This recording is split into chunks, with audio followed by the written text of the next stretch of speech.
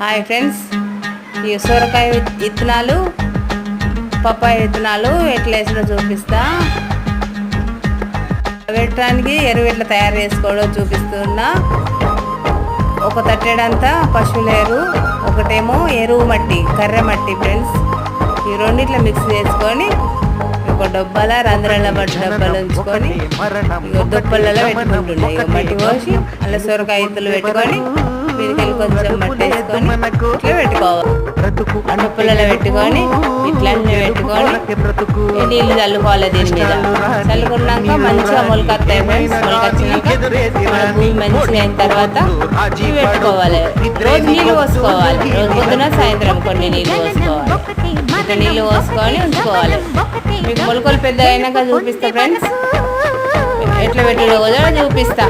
Bye friends, ఈ video నచ్చితే ఒక లైక్ చేయండి.